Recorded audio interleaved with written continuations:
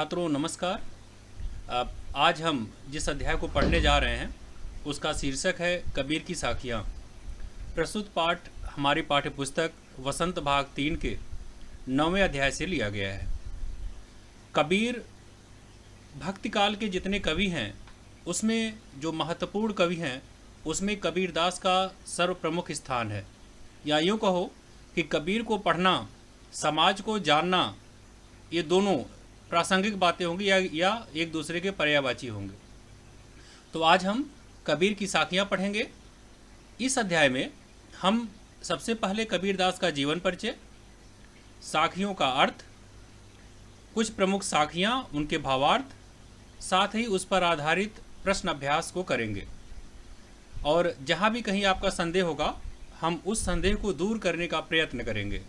तो चलिए आज हम इस महान कवि द्वारा कही गई उन साखियों का अध्ययन करेंगे जिसके शीर्षक जो दिया गया है वह है कबीर की साखियाँ।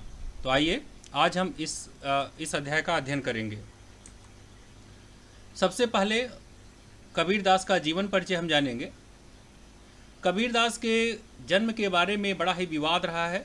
अनेक लेखकों और कवियों ने अलग अलग अपनी राय दी है, लेकिन एक बात सर्वमान्य है कि कबीरदास जो है लगभग 14वीं-15वीं शताब्दी में इनका जन्म हुआ। जन्म स्थान के बारे में विद्वानों में मतभेद है, परंतु अधिकतर विद्वान इनका जन्म काशी में ही मानते हैं, जिसकी पुष्टि स्वयं कबीर का यह कथन भी करता है। कबीर कहते हैं, काशी में प्रगट भये रामानंद चेताए, अर्थात काशी में हमारा जन्म हुआ और रामानंद से हमें गुरु ज्ञान प्राप्त हुआ है। जो चेतना हुई है, जो ज्ञान प्राप्त हुआ है, वह हमें रामानंद से प्राप्त हुआ है। प्रिय छात्रों, यह भी पूछा जा सकता है आपसे कि कबीर शब्द का अर्थ क्या होता है। कोई भी प्रश्न आपसे पूछ सकता है कि कबीर शब्द का अर्थ क्या है। तो कबीरदास ने इसको अपनी एक दोहे में कहा है। कबीर ने कहा है, ताते हुआ कबीर कबीर, जिससे कबीर महान हो गया। कबीर शब्द अरबी भाषा का है जिसका अर्थ महान होता है। यह कबीरदास ने स्वयं कहा है। तो अगर आपसे कोई पूछे कि कबीर शब्द का क्या अर्थ होता है तो आप बताएंगे कि कबीर शब्द का अर्थ होता है महान। कबीर के जन्म के विषय में यह किंवदंती है कि कबीरदास का जन्म एक विधवा ब्राह्मणी के गर्भ से हुआ और लोकलाज के भय से उसने इस बालक को काशी में ही एक लहरतारा तालाब है, उस तालाब के किनारे अपने इस पुत्र को छोड़ गई। उसी रास्ते से नीरू और नीमा नाम का एक जुलाहा दंपत्ति जो उस रास्ते से गुजर रहा था, उसने इस बालक को देखा। चूँकि उनके पास कोई अपनी संतान नहीं थी, वो दोनों बालक को देखते हैं, आसपास आवाज़ लगाते हैं जब कोई नहीं आता है तो इस बालक को ले जाते हैं और इसका पालन पोषण करते हैं और इस बालक का नाम रखते हैं कबीर। जाहिर सी बात है, चूँकि नीरू और नीमा जो थे, यह जो दंपत्ति था यह जुलाहा परिवार से था, तो कपड़े का बुनना, कपड़े का बनाना यह कारोबार था उनका। तो कबीर भी इसी पेशे में संयुक्त हो गए, या कबीर ने इसी पेशे को अपने जीविकोपार्जन का मार्ग बना लिया। कबीरदास के ईश्वर के विषय में और जो अवधारणा है उसको हम अलग पढ़ेंगे, लेकिन हम उससे पहले यह जानेंगे कि कबीरदास ने रामानंद को गुरु कैसे बनाया। कहा जाता है कि रामानंद उस समय काशी में माने जाने गुरु में थे। कबीर ने अपने मन में ठान लिया था कि वह स्वामी रामानंद को ही अपना गुरु बनाएंगे, लेकिन चूँकि रामानंद उच्च वर्ग को शिक्षा देते थे, इसलिए उनको लगा कि वह शिक्षा मुझे मिलेगी या नहीं मिलेगी।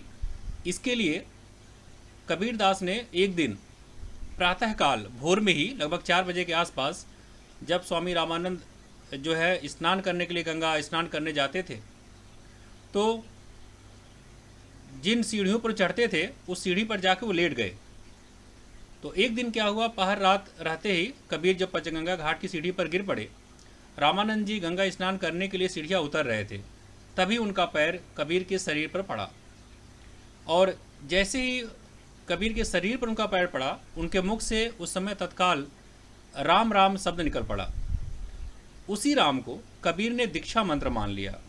दीक्षा का अर्थ है जब कोई उच्च कोटि का गुरु अपने शिष्य को कुछ नया संस्कार देता है, दीक्षा देता है, कुछ मंत्र देता है, उसे हम दीक्षा कहते हैं। तो उसी को उन्होंने गुरु द्वारा दी गई दीक्षा या मंत्र मान लिया और रामानंद को अपना गुरु स्वीकार कर लिया। कबीर ने इसीलिए अपने शब्दों में कहा है, काशी में प्रगट भये रामानंद चिताए। और जीविकापार्जन के लिए हमने पहले भी आपको बताया, अपने परिवार का भरण पोषण करने के लिए, जीविका उपार्जन के लिए कबीरदास जी जुलाहे का काम करते थे, अर्थात कपड़े बुनने का काम करते थे। उस समय समाज के एक जो वर्ग था उसमें यह धारणा थी, और आज भी बहुत सारे लोग मानते हैं कि जो लोग काशी में मरते हैं उनको स्वर्ग प्राप्त होता है, वो सीधे मोक्ष में जाते हैं, और जो लोग काशी में नहीं मरते उनको दोजख मिलता है। इसी अवधारणा को गलत सिद्ध करने के लिए कबीरदास अपने जीवन के अंतिम समय में, अर्थात जब उनका जीवन समाप्ति की ओर था, तो मगहर चले गए।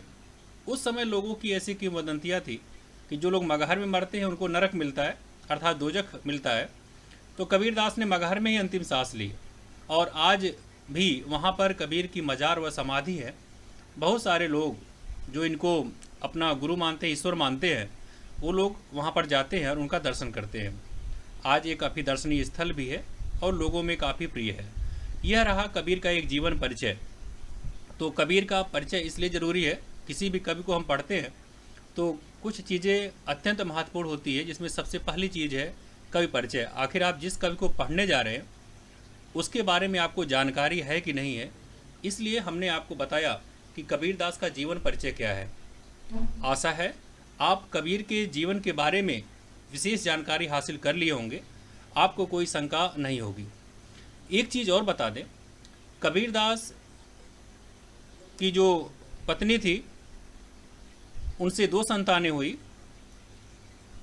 कमाल और कमाली। लेकिन कबीरदास अपने संतान से खुश नहीं थे, क्योंकि उनको लगता था वह राम नाम की आराधना नहीं कर रहे हैं, तो इसलिए कई बार दुखी थे। स्वयं कबीर के शब्दों में कबीर कहते हैं, डूबा वंश कबीर का, उपजा पूत कमाल, राम नाम को छोड़ के घर ले आया माल। अर्थात जो उनका पुत्र कमाल है वह राम नाम के स्मरण को छोड़ करके धन दौलत के पीछे पड़ा रहता है, और यही शायद कबीर को स्वीकार नहीं है। तो कबीरदास इस रूप में अपने पुत्र से खुश नहीं थे, इसीलिए इस दोहे के माध्यम से कबीर ने इस बात को कहने का प्रयास किया है। आपके सामने एक और प्रश्न होता है, लोग आपसे पूछते हैं, आखिर जो कबीर हैं क्या कबीर पढ़े लिखे थे? आखिर जो हम उनकी रचनाएं पढ़ते हैं, जो उनकी पुस्तक है वो कौन सी है, कैसे उन्होंने इसको रचना किया? तो इसके बारे में प्रश्न आपके सामने आता है। कई बार लोग आपसे प्रश्न करते हैं, तो ज़रा इस पर भी चर्चा कर लेते हैं। प्रिय छात्रों, कबीरदास पढ़े लिखे नहीं थे। उन्होंने देशाटन और भ्रमण से जो ज्ञान प्राप्त किया था, उसी के आधार पर जो बात उन्होंने कहा है उसको उनके प्रिय शिष्य धर्मदास ने संकलित किया, और जिस पुस्तक में संकलित किया उस पुस्तक का नाम है बीजक। कबीरदास स्वयं कहते हैं, कबीर कहा गया है, साखी सबद रमैनी देकर जिसने बीजक सींचा। तो बीजक की जो को सींचा है, जो बीजक की रचना की गई है, उसके 3 पार्ट हैं, साखी, सबद और रमैनी। तो कबीर की एक ही महत्वपूर्ण पुस्तक है, वह है बीजक, जिसके 3 पार्ट हैं, साखी, सबद और रमैनी। साखी के बारे में कहा जाता है साखी आँखी ज्ञान की। अर्थात साखी क्या है? जो हम आँखों से जो हम ज्ञान को देखते हैं, या हमारे आँखों से जो ज्ञान प्राप्त होता है, जो हम महसूस करते हैं, वह है साखी। साखी का बिल्कुल शुद्ध शब्द जो होगा वह तो साक्षी यानी गवाह। जो हम सामने देखें, जो हमारे समक्ष हो, वही साखी है। अब कबीरदास पढ़े लिखे कैसे नहीं थे, कैसे हम जानते हैं? कबीरदास ने स्वयं लिखा है, मत्स्य कागज छुयो नहीं, कलम गयो नहीं हाथ। अर्थात मत्स्य हमने कागज को छुयो नहीं, छुआ तक नहीं, कलम गयो नहीं हाथ, और कलम को हाथ से पकड़ा तक नहीं। तो जब कबीर स्वयं इस बात को स्वीकार करते हैं कि उन्होंने कागज को छुआ तक नहीं और कलम को पकड़ा तक नहीं, तो आखिर कैसे इतनी रचना हो सकती है? आखिर यह ग्रंथ कैसे लिखा गया? तो उनके जो शिष्य धर्मदास थे, जो उनकी कही गई बातें थी कबीर की, उसको उन्होंने संकलित किया। जिस पुस्तक में संकलित किया उसका नाम है बीजक। यह था कबीर की रचना से संबंधित, कबीर के जीवन से संबंधित एक संक्षिप्त जानकारी। आशा है आपको यह जानकारी काफ़ी मदद करेगी पढ़ने लिखने के बारे में। अब हम कुछ चर्चा करते हैं कबीरदास के काल में। चूँकि आप 8वीं क्लास के विद्यार्थी हैं, तो आपके लिए केवल इतना जानना पर्याप्त होगा कि जो भक्ति काल है उसको प्रमुख रूप से 2 भागों में हम बांटते हैं। पहला भाग है सगुण भक्ति धारा और दूसरा भाग है निर्गुण भक्ति धारा। सगुण भक्ति धारा क्या है? सगुण भक्ति धारा में वे कवि आते हैं जिन्होंने ऐसे ईश्वर को अपना आराध्य माना जो अवतार लेता है, मानव की तरह से लीलाएं करता है और अपना जीवन गुजारता है। दूसरी तरफ जो निर्गुण भक्ति धारा है वह मानती है ईश्वर आदि और अनंत है, वह कभी जन्म नहीं लेता है। और यही जो दूसरी विचारधारा है निर्गुण भक्तिधारा, निर्गुण भक्तिधारा में ही कबीर आते हैं। निर्गुण भक्तिधारा के 2 भाग किए जाते हैं, एक है ज्ञानाश्रयी शाखा, दूसरी है प्रेमाश्रयी शाखा। जो ज्ञानाश्रयी शाखा है या जिसे हम संत कविधारा कहते हैं, उसी संत धारा में कवि आते हैं, इसलिए कबीर को संत कबीर भी कहते हैं। तो चलिए अब हम कबीर की साखियों को पढ़ते हैं और इसका रसास्वादन करते हैं।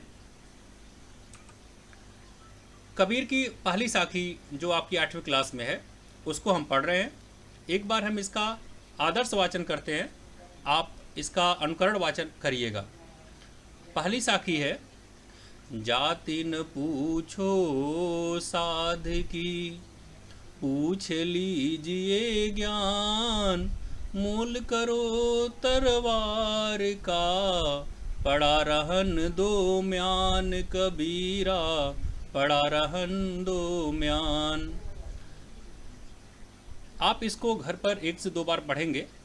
इसमें कुछ कठिन शब्द हैं, अब हम उन शब्दों पर चर्चा करेंगे। शब्द है इसमें साध। साध को हम साधु भी कहते हैं, अर्थात संत व्यक्ति, अच्छा व्यक्ति। तो जो संत होते हैं, अच्छे व्यक्ति होते हैं, उन्हें हम साध के रूप में कबीर ने यहाँ पर संबोधित किया है। फिर है पूछ लीजिए ज्ञान। ज्ञान से आप सभी परिचित हैं। मोल करो तरवार का, तरवार अर्थात तलवार। तो कबीरदास जो है जिस जगह पर जाते थे, जहाँ की जो भाषा होती थी उसी भाषा का प्रयोग वो करते थे। इसी कारण कबीर की भाषा को पंचमेल खिचड़ी भी कहा जाता है। पंचमेल खिचड़ी का आशय क्या है? जैसे आप खिचड़ी बनाते हैं उसमें कई तरह के पदार्थ डाले जाते हैं, उसी प्रकार कबीरदास की जो भाषा है उसमें कोई एक भाषा नहीं है। उसमें पंजाबी के भी शब्द है, उसमें अवधी भाषा के शब्द है, उसमें कहीं भी राजस्थानी भाषा के शब्द आ जाते हैं। इसीलिए कबीर की भाषा को हम कोई एक भाषा का नाम नहीं दे सकते हैं, इसीलिए उनकी भाषा को पंचमेल खिचड़ी भी कहा जाता है। तो तरवार का अर्थ हो जाएगा तलवार। मोल का अर्थ है मूल्य, महत्व। पड़ा रहन दो म्यान, म्यान जिसमें तलवार रखी जाती है उसे कहते हैं म्यान। तो चलिए अर्थ देखते हैं। कबीरदास जी कहते हैं जाति न पूछो साध की। कबीरदास जी कहते हैं कभी भी हमें जो साधु संत हैं, जो अच्छे व्यक्ति हैं, हमें उसकी जाति नहीं पूछनी चाहिए। तो फिर क्या पूछना चाहिए? कबीरदास जी कहते हैं पूछ लीजिए ज्ञान। हमें उनसे ज्ञान और नीति की बातें सीखनी चाहिए, हमें उनसे ज्ञान ग्रहण करना चाहिए, जिससे कि हम अपने ज्ञान की वृद्धि कर सके और वो जात पात की भावना से हम लोग ऊपर उठ सके। कबीर उदाहरण के रूप में बताते हैं, वो कहते हैं मोल करो तरवार का, पड़ा रहन दो म्यान। कबीरदास जी कहते हैं जिस प्रकार से मूल्य तलवार का होता है, उसमें जो म्यान है जिसमें तलवार रखी जाती है उसका नहीं होता। मोल करो तलवार का, कबीरदास जी कहते हैं तलवार का मूल्य होता है। हमेशा तलवार के मूल्य को हमें समझना चाहिए। पड़ा रहन दो म्यान, म्यान का कोई महत्व नहीं होता है क्योंकि वह रखने की सामग्री मात्र है। तो जिस प्रकार से म्यान का कोई महत्व नहीं है जिसमें तलवार रखी जाती है, महत्व केवल तलवार का होता है, उसी प्रकार हमें भी व्यक्ति की जात नहीं पूछनी चाहिए, हमें उसके ज्ञान पर ध्यान देना चाहिए, उससे हमें ज्ञान अर्जित करना चाहिए। तो इसलिए कबीरदास यहाँ पर जात व्यवस्था का विरोध करते हैं, जात पात का खंडन करते हैं। इसलिए कबीर की यह जो साखी है बड़ी ही महत्वपूर्ण है, क्योंकि जाति और ज्ञान का कोई संबंध नहीं होता है। इसीलिए गुरु कोई भी हो, उससे हमें अच्छा ज्ञान लेना चाहिए। तो आशा है आपको पहली साखी का अर्थ आ गया होगा समझ में।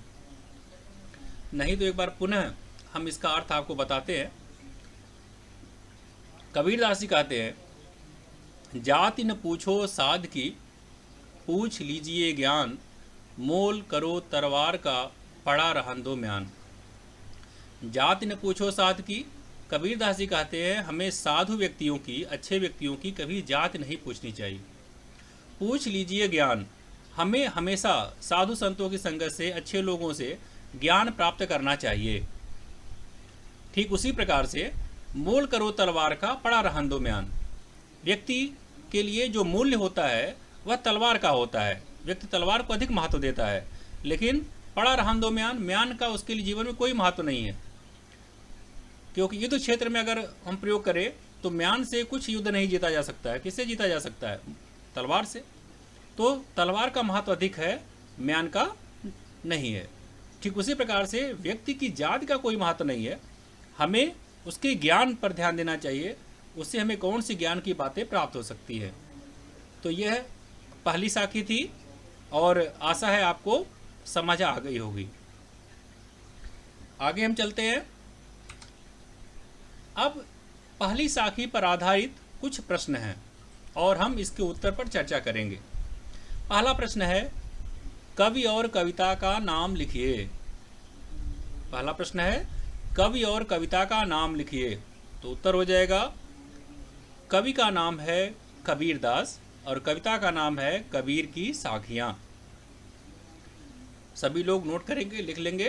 पहला प्रश्न है, कवि और कविता का नाम लिखिए। उत्तर होगा, कवि का नाम है कबीरदास और कविता का नाम है कबीर की साखियाँ। दूसरा प्रश्न, कवि ने साधु की जाति पूछने के लिए क्यों नहीं कहा है? उत्तर होगा, कबीर ने साधु या अच्छे व्यक्तियों की जाति पूछने के लिए इसलिए नहीं कहा है क्योंकि व्यक्ति से हमें ज्ञान अर्जित करना चाहिए। उसकी योग्यता क्या है, हमें उसका महत्व देना चाहिए, हमें उसको महत्वपूर्ण मानना चाहिए, न कि उसकी जाति को। इससे कबीरदास जाति पात के खंडन का भी संदेश देना चाहते हैं। तीसरा प्रश्न, हमें म्यान का मोल क्यों नहीं करना चाहिए? उत्तर होगा, हमें म्यान का मोल इसलिए नहीं करना चाहिए क्योंकि म्यान केवल रखने की सामग्री मात्र है। जहाँ युद्ध होती है या जहाँ महत्वपूर्ण चीज़ है वहाँ पर तलवार ही हमारा साथ देती है। तो महत्व तलवार का होता है, न कि म्यान का। चौथा प्रश्न, आपके विचार से जाति महत्वपूर्ण है या ज्ञान की बातें? लिखिए। छात्रों, यह प्रश्न आपके लिए है। फिर भी अगर मुझसे पूछा जाए तो मैं यह कहूँगा कि मानव के जीवन में या किसी भी व्यक्ति के जीवन में ज्ञान सबसे महत्वपूर्ण चीज़ है। जाति तो सामान्य है, व्यक्ति के ज्ञान को ही सर्वोच्च माना जाता है। कई ऐसे ऐतिहासिक व्यक्ति हुए हैं जो कि निम्न जातियों से थे, लेकिन उनको लोगों ने ज्ञान के आधार पर सर्वश्रेष्ठ स्थान दिया। तो आशा है पहली साखी और उस पर आधारित प्रश्न आपको समझ में आ गए होंगे। अगला देखते हैं, दूसरी साखी देखिए। दूसरी साखी है, आवत गारी एक है, उल्टत होई अनेक, कह कबीर नहीं उल्टिए, वही एक की एक कबीरा, वही एक की एक। अब यहाँ पर कुछ कठिन शब्दों को हम देखेंगे। चलिए अब हम उन कठिन शब्दों पर चर्चा करते हैं। पहला कठिन शब्द है आवत। आवत का अर्थ है आते हुए। यह उत्तर प्रदेश अवधि क्षेत्रों में प्रायः बोला जाता है। तो आवत का अर्थ है आते हुए। गारी, यह भी उत्तर प्रदेश में गाली शब्द को गारी बोला जाता है, यानी अपशब्द के रूप में इसका प्रयोग किया जाता है।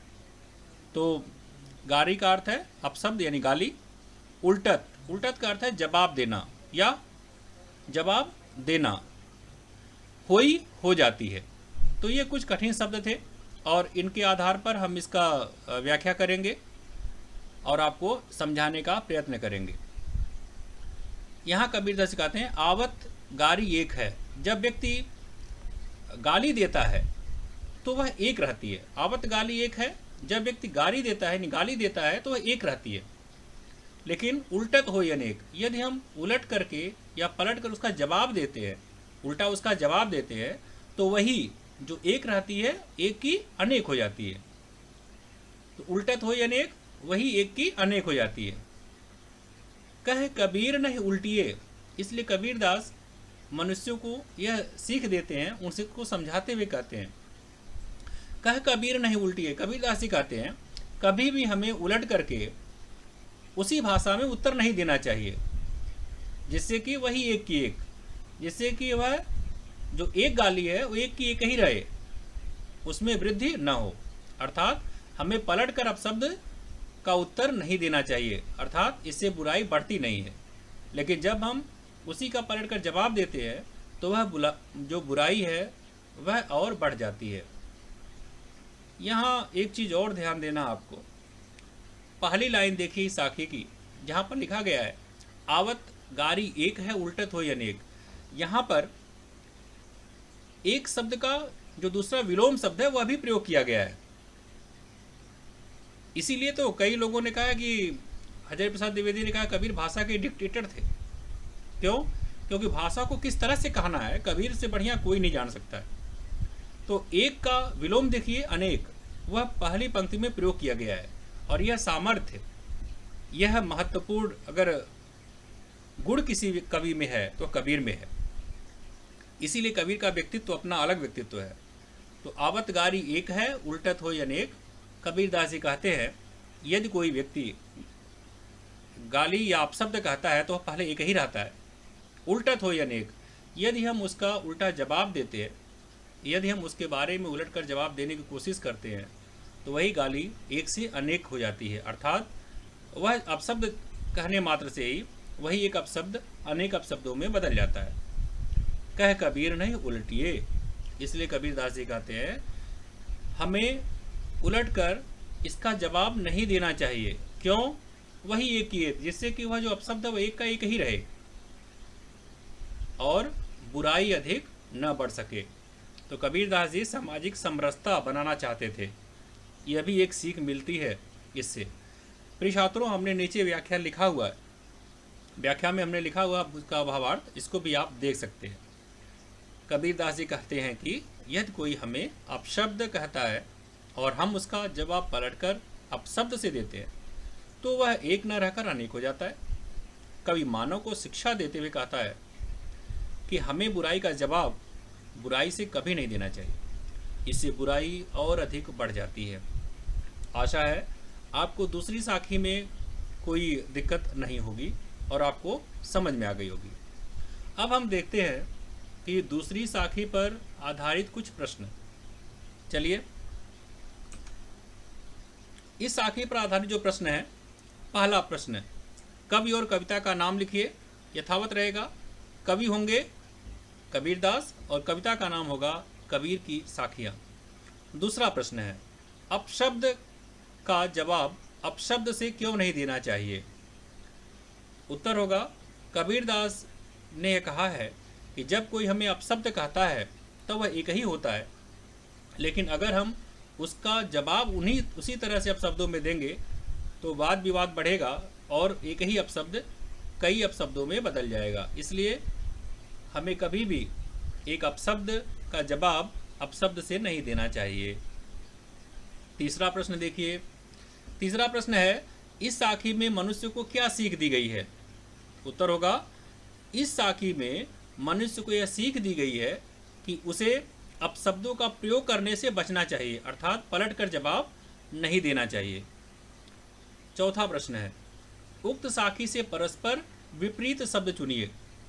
प्रिय छात्रों, जब हमने आपको इस साखी को पढ़ाया तो उसमें पहली पंक्ति बताया था आवत गारी एक है उल्टत होय अनेक, तो एक का विपरीत होता अनेक। तो यहाँ पर विपरीत शब्द क्या होगा? उत्तर होगा साखी से परस्पर विपरीत शब्द होगा एक और अनेक। तो एक का अपोजिट होगा अनेक, एक का विपरीतार्थक शब्द होगा अनेक। तो यह दूसरी साखी थी जिसे हमने आपको बताया। चलिए अब तीसरे साखी पर हम बात करेंगे और तीसरी साखी आपको पढ़ाएंगे, इस आशा के साथ कि आपको पहली दो साखियाँ अच्छे से समझ में आ गई होंगी। तो चलिए तीसरी साखी का हम आदर्श वाचन करते हैं। माला तो कर में फिरे, जी भी फिरे मुख माही, मनुआ तो दहु दिसी फिरे, यह तो सुमिरन नाही कबीरा, यह तो सुमिरन नाही। अब यहाँ कुछ चीज़ें जो है, कुछ कठिन शब्द है, उन पर हम ध्यान देंगे। शब्द आया है कर। कर शब्द का अर्थ होता है हाथ। फिरे का अर्थ है घूमना, चक्कर लगाना। शब्द आया है माही। माही का अर्थ है में। मनुआ का अर्थ है मन। हृदय का अर्थ है मन या हृदय। चहु का अर्थ है चारों ओर। और दहु का अर्थ है दसों दिशाओं में। दहु दिस, दसों दिशाओं में। फिरे घूमना। सुमिरन का अर्थ है स्मरण या प्रभु की सच्ची भक्ति। यहाँ एक चीज़ और आपको बता दें कि जो शब्द संपदा होती है उसमें हम शब्द भंडार होता है, उसमें तत्सम और तद्भव शब्दों की बड़ा ही महत्वपूर्ण योग होता है। तो इस साखी को पढ़ाने से पहले हम आपको तत्सम और तद्भव के बारे में संक्षिप्त जानकारी देंगे ताकि आप उसको समझ सकें। तत्सम का अर्थ है वे शब्द जो संस्कृत भाषा से ज्यों के त्यों हिंदी भाषा में आ गए, किसी भाषा में आ गए, वह कहलाएंगे तत्सम। तत् उसके सम मतलब समान, जो जैसा था वैसा है तो तत्सम होगा। लेकिन तद्भव क्या होगा? तद मतलब उससे, भव मतलब उत्पन्न होना। जो तत्सम शब्दों का परिवर्तित रूप होगा वह होगा तद्भव। उदाहरण के लिए जैसे हम कहें कृष्ण। कृष्ण तत्सम था, लेकिन जब कान्हा हम कहते हैं तो वह क्या हो जाएगा? तद्भव हो जाएगा, क्योंकि कृष्ण से कान्हा शब्द की उत्पत्ति हुई, वह हो जाएगा तद्भव। तो कबीरदास ने तद्भव शब्दों का प्रयोग ज़्यादा किया है, क्योंकि कबीर पढ़े लिखे थे नहीं। जैसा उन्होंने समाज में देखा, जिस तरह के शब्द उन्हें मिले, उन्होंने उसी तरह के शब्दों का प्रयोग कर दिया। तो वहाँ पर तद्भव शब्दों का प्रयोग उन्होंने किया है। जरा हम देखते हैं कौन कौन से हैं। जैसे अब यहाँ पर शब्द आया है सुमिरन। सुमिरन को जो बिल्कुल तत्सम शब्द है वह स्मरण, दिस दिशा। तो ये जो शब्द है वह जो है तद्भव के रूप में उन्होंने इसलिए प्रयोग किया क्योंकि समाज में जैसा सुनते थे उन्होंने उसी तरह के शब्दों का प्रयोग किया। तो ये थे कठिन शब्द और कुछ जानकारी तत्सम और तद्भव शब्दों के बारे में। यह थी जानकारी तत्सम और तद्भव शब्दों के बारे में। अब जरा हम अर्थ देखते हैं। माला तो कर में फिरे, कबीरदास जी कहते हैं कुछ मनुष्य ऐसे होते हैं, माला तो कर में फिरे, हाथ में क्या फेरते रहते हैं? माला। कुछ व्यक्ति ऐसे हैं जो ईश्वर की पूजा के नाम पर, स्मरण के नाम पर हाथ में तो माला फेरते रहते हैं। जीभ फिरे मुख माए, और मुख में जीभ से राम नाम का स्मरण करते रहते हैं। जीभ फिरे मुख माए, जीभ से मुख के अंदर स्मरण करते रहते हैं ईश्वर का, लेकिन जो उनका मन है वह स्थिर नहीं है। मन क्या करता है उसके बारे में कबीर कहते हैं मनुआ तो दहुदिस फिरे। हाथ में तो माला फेरते हैं, मुख में राम राम भी कहते हैं, लेकिन जो उनका मन है वह स्थायी नहीं है। वह क्या है? दहुदिस, दसों दिशाओं में फिरे मतलब घूमता रहता है। तो जो उनका मन है वह दसों दिशाओं में घूमता रहता है। तो कबीरदास जी कहते हैं ऐसे लोगों के लिए जो कि हाथ में माला फेरते हैं, जेब में राम नाम कहते हैं, स्मरण करते हैं, लेकिन जिनका मन दसों दिशाओं में घूमता रहता है, कहते हैं यह तो सुमिरन नहीं। कबीर जी कहते हैं यह सच्ची भक्ति नहीं है, यह प्रभु की सच्ची आराधना नहीं है। तो अर्थात प्रभु की सच्ची भक्ति करने के लिए हमें अपने मन को स्थिर करना होगा, तभी हम उस ईश्वर को प्राप्त कर सकते हैं। तो यह एक तरह का आडंबर है, यह दिखावा है। समाज में आप ऐसे बहुत सारे लोगों को देखते होंगे जो कि इस तरह का दिखावा करते हैं, हाथ में माला फेरते रहते हैं, मुख में स्मरण करते रहते हैं ईश्वर का, लेकिन उनका मन स्थिर नहीं होता है। तो ऐसे आडंबरपूर्ण दिखावे एवं प्रभु भक्ति का कबीरदास जी विरोध करते हैं। कबीर कहते हैं ये सच्ची ईश्वर भक्ति नहीं है। इस तीसरी साखी पर भी प्रश्न बनते हैं, तो देखते हैं इस तीसरी साखी पर कौन सा प्रश्न है। तो तीसरी साखी पर जो आधारित प्रश्न है उसमें पहला प्रश्न है, कवि और कविता का नाम लिखिए। पहले की बात रहेगा, कवि का नाम हो जाएगा कबीरदास और कविता का नाम हो जाएगा कबीर की साखियाँ। दूसरा प्रश्न है, मनुष्य दिखावे की भक्ति किस रूप में करता है। तो कबीरदास जी कहते हैं व्यक्ति दिखावे की भक्ति के रूप में क्या करता है, हाथ में तो माला फेरता रहता है और मुख से प्रभु का स्मरण करता रहता है, लेकिन जो उसका मन है वह स्थिर नहीं रहता है, वह दसों दिशाओं में घूमता रहता है। तीसरा प्रश्न है, मनुआ तो चहुँ दिस फिरे का क्या आशय है। तो इस पंक्ति के माध्यम से कबीरदास जी ये कहना चाहते हैं कि व्यक्ति पूजा का ढोंग करता है लेकिन उसका मन क्या है, स्थिर नहीं रहता है, दसों दिशाओं में घूमता रहता है। तो यह एक तरह से आडंबर को कबीर इस पंक्ति के माध्यम से आडंबर के बारे में बता रहे हैं। चौथा प्रश्न है, कवि सच्चा सुमिरन यानी स्मरण किसे नहीं मानता है। तो कबीरदास जी कहते हैं जो लोग केवल दिखावे की भक्ति करते हैं और जिनका मन स्थिर नहीं होता है, कबीरदास उसे सच्चा सुमिरन नहीं मानते। पांचवा प्रश्न है, जीव और सुमिरन शब्दों का तत्सम रूप लिखिए। तो जीव का अर्थ हो जाएगा, जीव का क्या तत्सम रूप होगा, जिह्वा, और सुमिरन शब्द का तत्सम रूप क्या होगा, स्मरण। ठीक है, हमने इसीलिए आपको तत्सम और तद्भव बताया था क्योंकि इससे प्रश्न पूछा जाता है और आपको इसकी जानकारी होनी चाहिए। तो आशा है आप जीव और सुमिरन शब्दों का तत्सम रूप समझ गए होंगे।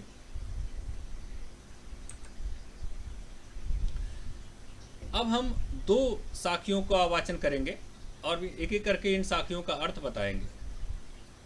जो चौथी साखी है उसमें है, कबीर घास न निंदिए जो पाऊँ तल होए, उड़ पड़े जब आँख में खरी दुहेली होए। यह चौथी साखी है, तो इसको एक बार पढ़ते हैं।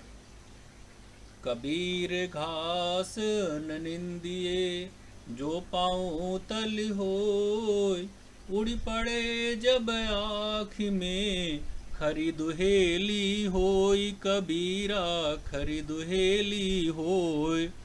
जबकि पांचवी साखी है, जग में बैरी कोई नहीं जो मन शीतल होय, या पाको डारी दे दया करे सब कोय, कबीरा दया करे सब कोय। अब हम चौथे और पांचवें साखियों के कठिन शब्दों को देखेंगे। चौथी साखी में है, कबीर घास न निंदिए। निंदिए का अर्थ है निंदा करना या छोटा समझना। पाँव तल होए, पाँव तल मतलब पैरों के नीचे। उड़ पड़े जब आँख में खरी दुहेली होए। दुहेली, खरी दुहेली होए मतलब भयंकर पीड़ा होना। पांचवा है, जग में बैरी कोई नहीं। बैरी का अर्थ है शत्रु। शीतल का अर्थ है ठंडा अर्थात शांत। या आपा को डार दे, आपा का अर्थ है घमंड, डार दे का अर्थ है निकाल देना। दया करे सब कोई, कोई मतलब सभी लोग, सब कोई मतलब सभी लोग। यहाँ हमारा था, आप देख लीजिए कठिन शब्द। घास तिनका छोटी वस्तु, पाँव मतलब पैर, खरी बहुत अधिक, दुहेली पीड़ादायक कष्टदायक। पांचवें में जो कठिन शब्द था वह जग यानी संसार। बैरी शब्द का अर्थ दुश्मन। मन शब्द का अर्थ होगा हृदय। आपा का अर्थ होगा घमंड। डार दे यानी त्याग दे। कोई का अर्थ है कोई। तो चलिए अर्थ पर गौर करते हैं।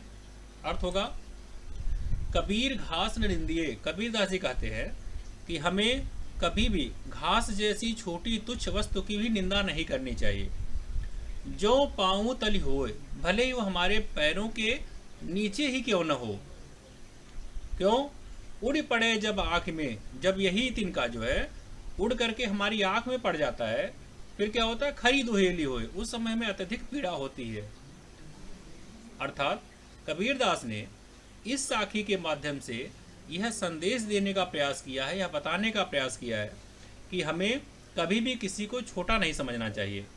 छोटी से छोटी वस्तु का भी अपना महत्व होता है। जिस प्रकार से घास के तिनके मात्र से ही हमारी आँख को भयंकर पीड़ा झेलनी पड़ती है। तो हर व्यक्ति का अपना महत्व होता है, उसको महत्व देना चाहिए। इसलिए कबीर कहते हैं, कबीर घास न निंदिए जो पाँव तल हो। कबीर दास जी कहते हैं हमें घास जैसी तुच्छ वस्तु की भी निंदा नहीं करनी चाहिए जो पाँव तल हो, भले वो हमारे पैरों के नीचे ही क्यों न हो। उड़ पड़े जब आँख में, जब यही तिनका हमारी आँख में उड़ के पड़ता है, खरी दुहेली होए, तो उस समय हमें खरी दुहेली बहुत भयंकर पीड़ा होती है।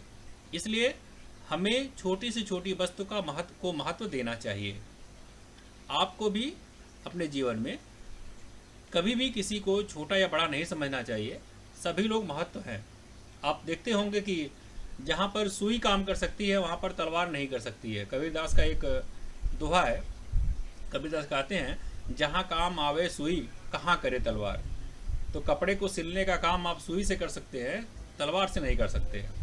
तो कबीरदास बड़े पारखी व्यक्ति थे और इसीलिए एक एक साखी जो है वह अमृत तुल्य है। पांचवें साखी को देखते हैं। पांचवें में है, जग में बैरी कोई नहीं। कबीरदास जी कहते हैं, इस संसार में हमारा शत्रु कोई नहीं होता। जग में बैरी कोई नहीं, बैरी करता दुश्मन। जग संसार कोई नहीं, इस संसार में हमारा कोई भी दुश्मन नहीं होगा। कब? जो मन शीतल हो। यदि हमारा मन शीतल होगा, अर्थात हमारा मन शांत होगा, या हमारा मन स्वच्छ होगा। या आपा को डार दे, या आपा यानी घमंड। जब हम अपने अंदर से घमंड को निकाल देते हैं, दया करे सबको, तो इस विश्व के जो समस्त प्राणी हैं या सभी लोग हैं वह हम पर दया करने लगते हैं। यानी हमें कभी भी अपने अंदर घमंड को नहीं रखना चाहिए। इसका संदेश कबीरदास देना चाहते हैं। तो कबीरदास कहते हैं, जग में बैरी कोई नहीं, जो मन शीतल होए, या आपा को डार दे, दया करे सब कोय। कबीरदास कहते हैं, जग में बैरी कोई नहीं, इस संसार में हमारा कोई भी शत्रु नहीं है। जो मन शीतल हो, यदि हमारा जो मन है वह शीतल हो, अर्थात ठंडा हो, विनम्र हो।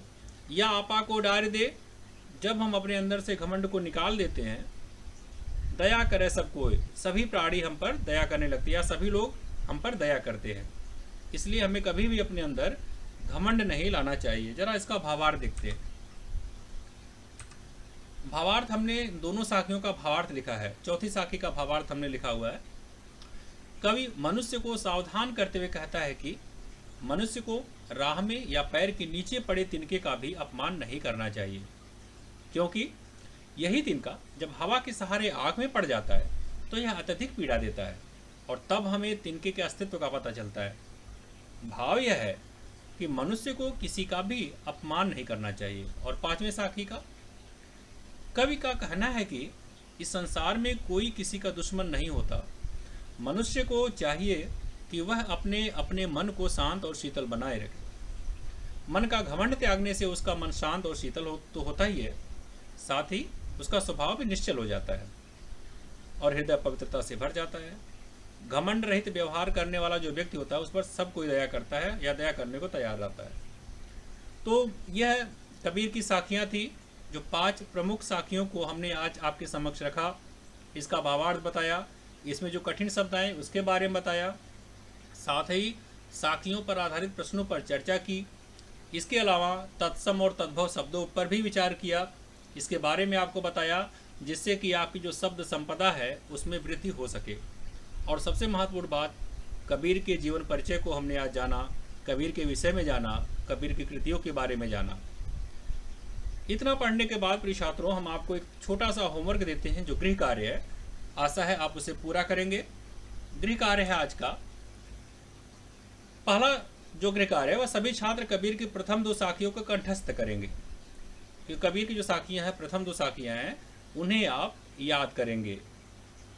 दूसरा है, सभी छात्र जो है कबीर की साखियों का भावार्थ लिखकर दिखाएंगे। कबीर की जो साखियां है इसका भावार्थ आप लिखेंगे और वह हमें दिखाएंगे। दिखाने मतलब ऑनलाइन आप उसको भेजेंगे हमारे पास, ताकि हम उसको देख सकें। तो आज का यह जो पाठ प्रस्तुत किया आपके समक्ष, वह संतोष कुमार पांडे, स्नातकोत्तर शिक्षक हिंदी, केंद्रीय विद्यालय क्रमांक 1 बालेश्वर द्वारा।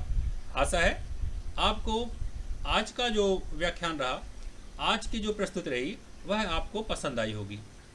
अगर कहीं भी कोई समस्या हो तो हम इस पर चर्चा फिर आगे करेंगे। तो आज हम इन्हीं शब्दों के साथ आज का व्याख्यान समाप्त करते हैं और इसी के साथ आज का कालांश समाप्त होता है। इस कोरोना काल में आप सभी स्वस्थ रहें, मस्त रहें, व्यस्त रहें और समृद्ध रहें। धन्यवाद।